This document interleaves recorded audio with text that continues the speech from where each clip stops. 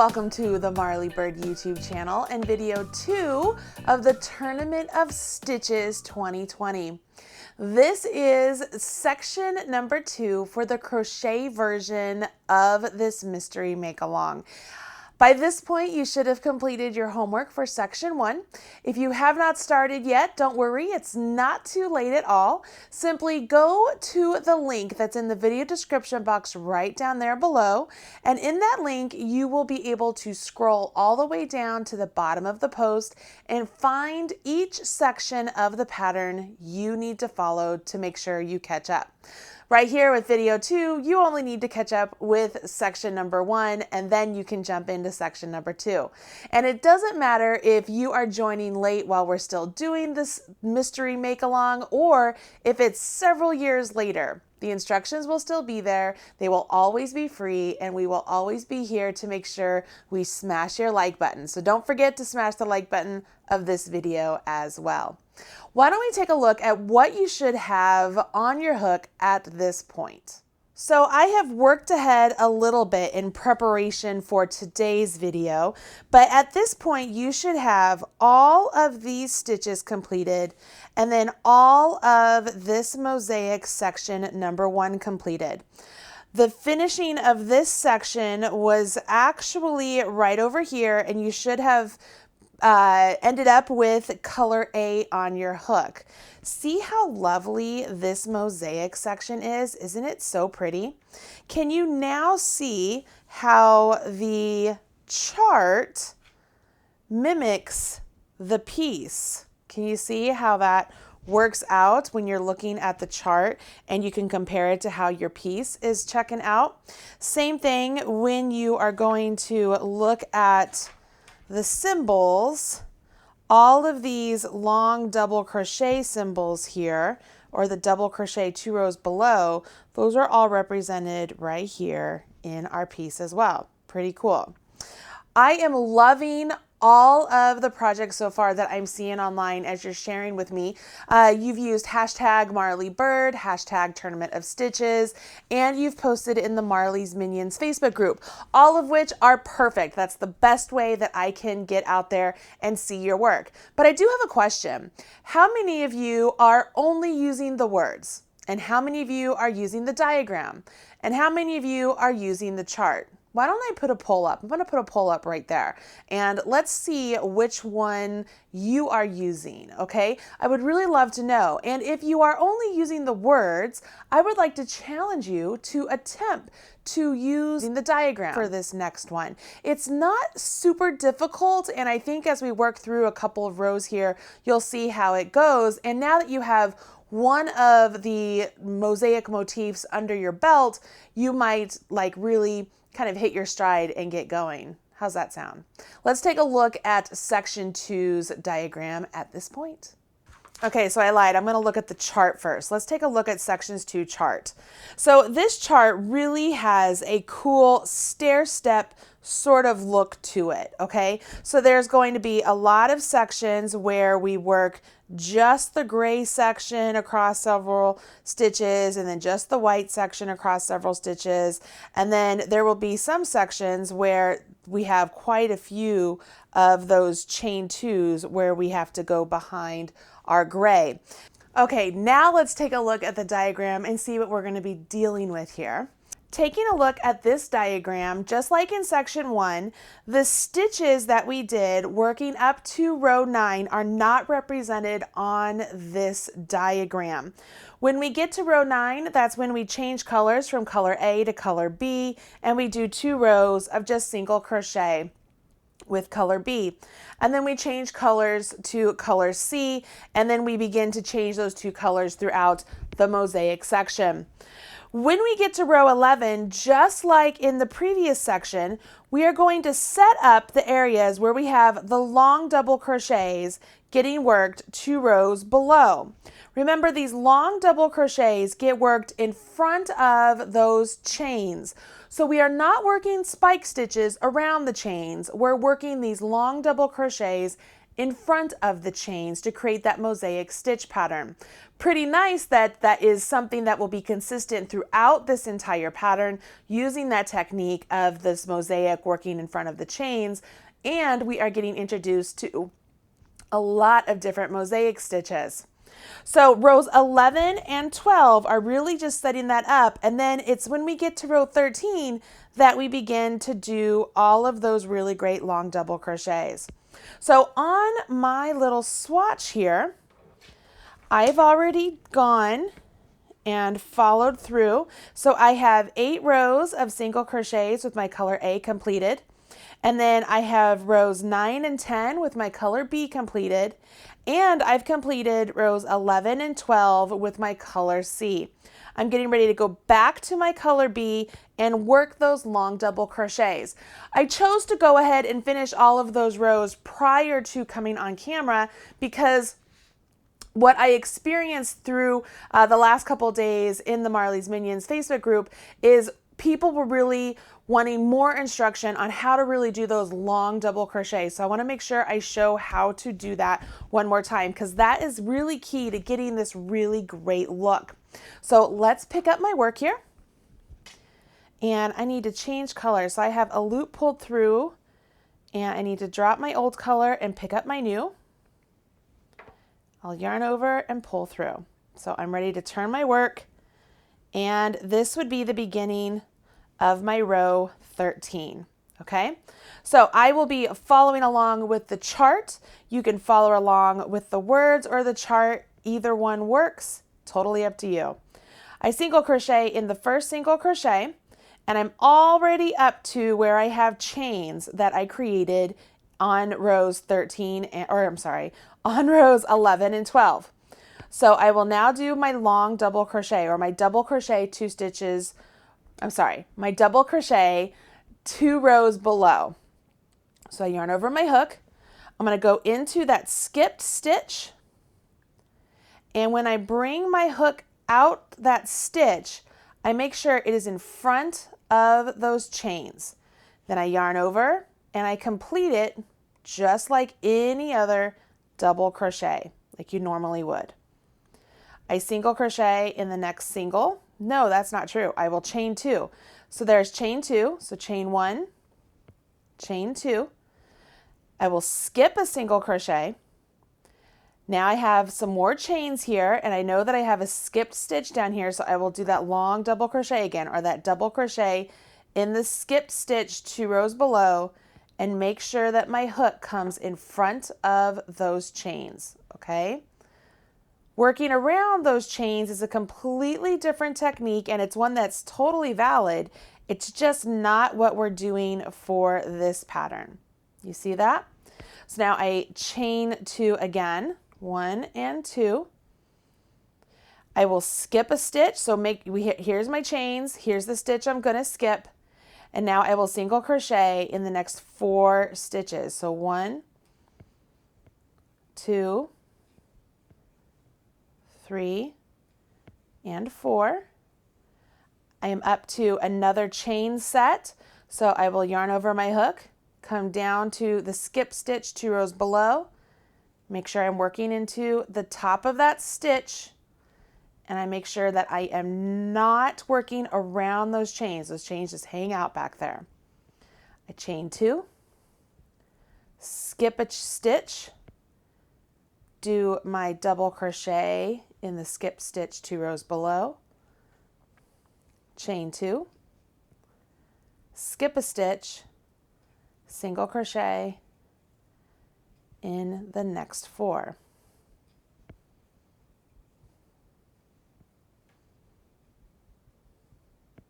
Again, double crochet into the skip stitch 2 rows below,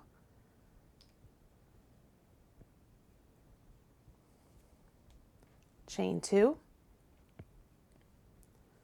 skip a stitch, double crochet in the skip stitch 2 rows below, chain 2, skip a stitch, single crochet in the next 4,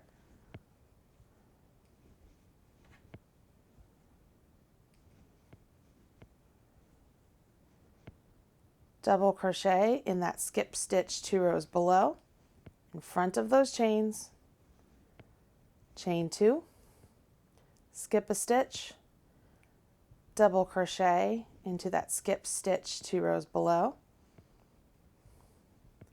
chain 2, skip a stitch, single crochet in the next 3.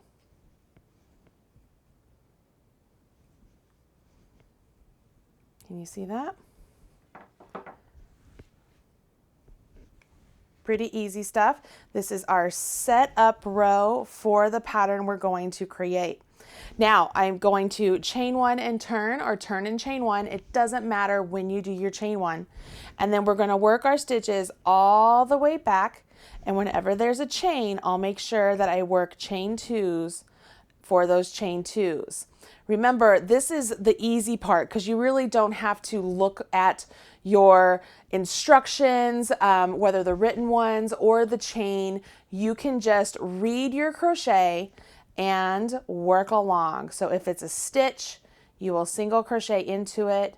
If it's a chain, you will chain the same number of chains over top of them.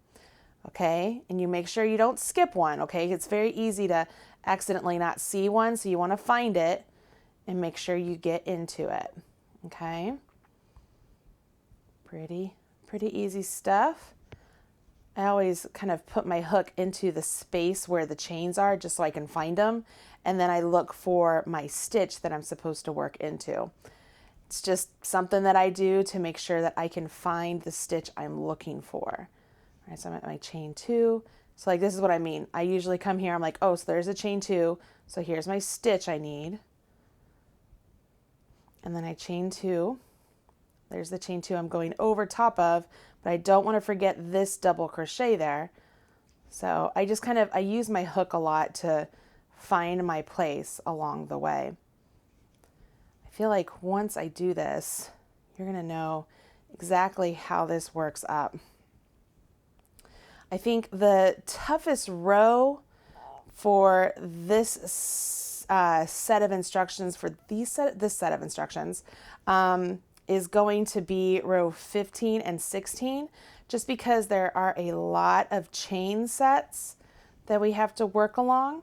And then row 17, there are a lot of those double crochets worked down to get that really great line that is created on this motif. Let's see here. 1, 2, and I'm back here to start, so I have to change colors in the last stitch. Remember how to change colors. Yarn over, pull up a loop, drop the old color, pick up the new, pull it up, just like so. And I can chain 1 and turn, or turn and chain 1. Doesn't matter. I tend to chain 1 and turn because I forget to do my chain 1s otherwise. So that's what I end up doing. Now, right now you can see my work is curling up on me. Totally normal, absolutely natural. When I block this piece and after I add my edging, it will not be curling on me. It'll be just fine. But this is just the nature of the way single crochet does. So if yours is doing that, that's totally all right. But you can see here, we have all of this nice work built up here. And we're going to carry on now with our color C. All right, so let's take a look here. We have worked across, let's see, I worked across already 11 and 12. We just did 13 and 14. Now we're going to do 15 and 16. Now to me, 15 and 16 are a little tough because there's a lot of chains happening here. Even at this point, we have 1, 2, 3, 4 chains. And then, I mean, there's a lot happening.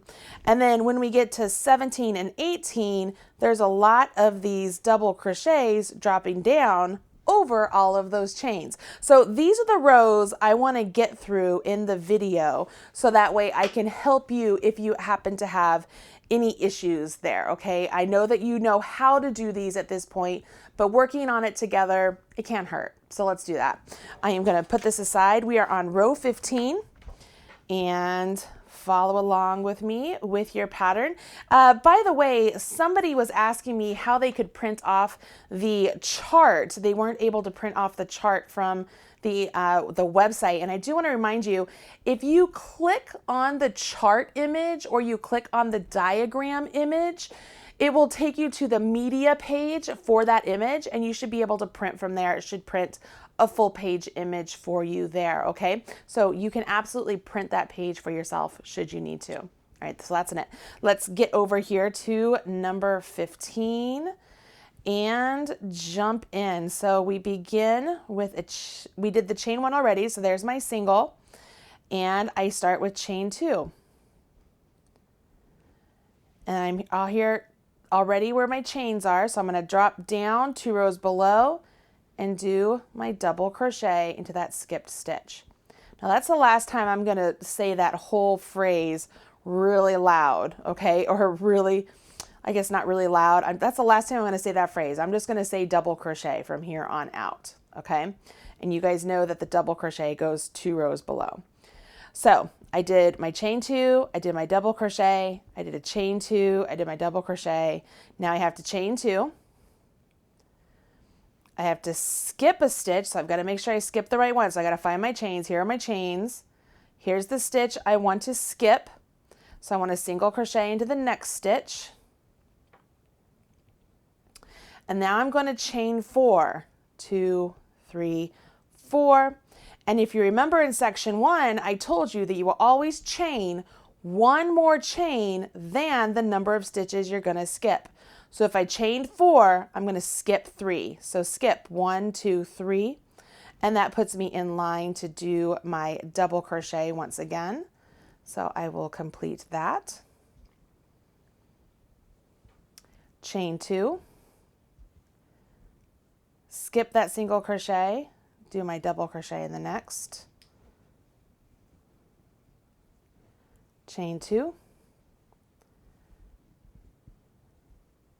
Once again, I have to find those chains. Here's the single crochet I'm going to skip. Here's the single crochet I need to work into. Then I chain 4. Skip 3. 1, 2, 3. Work my double crochet. Chain 2, skip a stitch, work my double crochet, chain 2, skip a stitch, single crochet in the next, chain 4, skip 3, double crochet in the next, chain 2, skip 1, double crochet in the next, chain 2, skip 1, single crochet in the next 2. Ooh, that's a doozy of a row. Look at that. There's a lot happening there. Lots of chains, lots of the double crochets. And if we did it correctly, we should have 4 sets of the 2 double crochets, which we have that. And we should have all of these chain sets here. So when we change colors and we have to work down over all of those chains, it's going to be intense. Now, working my way back, I am going to follow my chart. This one's a little bit harder to follow because there are chain 2s and there are chain 4s. So I am going to take a minute and take a look at my chart as I'm working back and make sure that I'm working all the stitches and the chains correctly. I suggest you do the very same thing.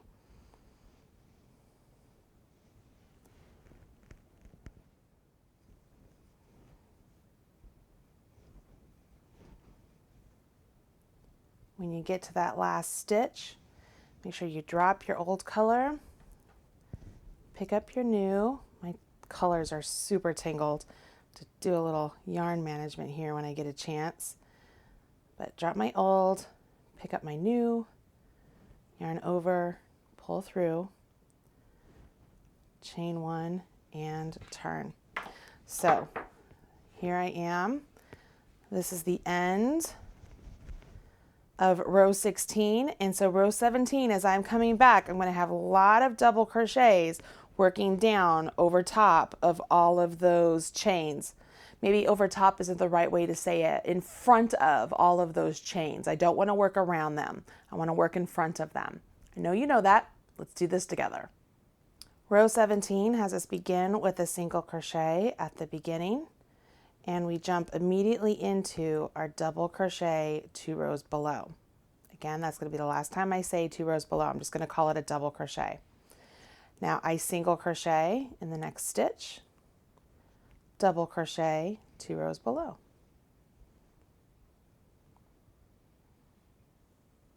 Chain 2. Skip a stitch, double crochet,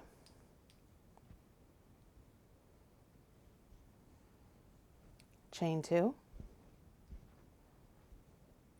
skip a stitch, and I'll have 3 double crochets in a row. So I'll do 1,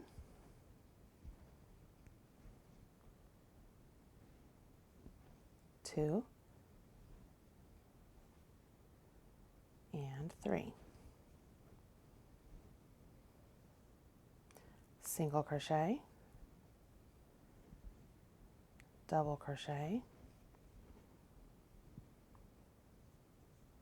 chain 2, skip a stitch, double crochet,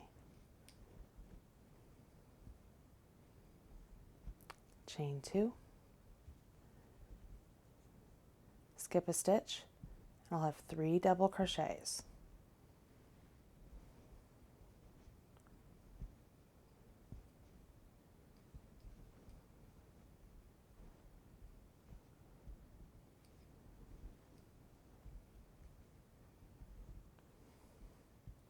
Single crochet,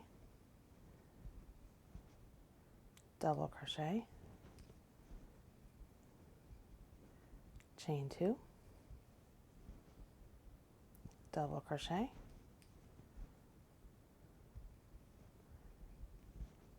chain 2, skip a stitch, 3 double crochets.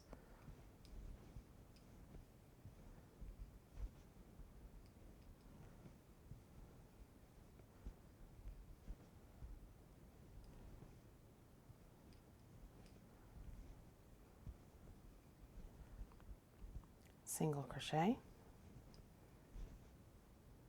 double crochet,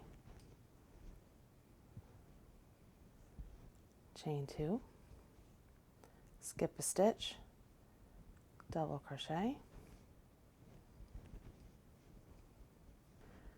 chain 2, 1 single crochet, chain 1, and turn. So right now, before I turn, this is what our project looks like so far. It's pretty cool. I just love these mosaic stitches. All right, so I'm going to turn my work, and working my way back, I can follow along with the stitches I created. I don't have a lot of chain spaces, so I can follow my stitches just by reading my work. But if you need to look at the actual pattern, whether they're written or the diagram, you can do so.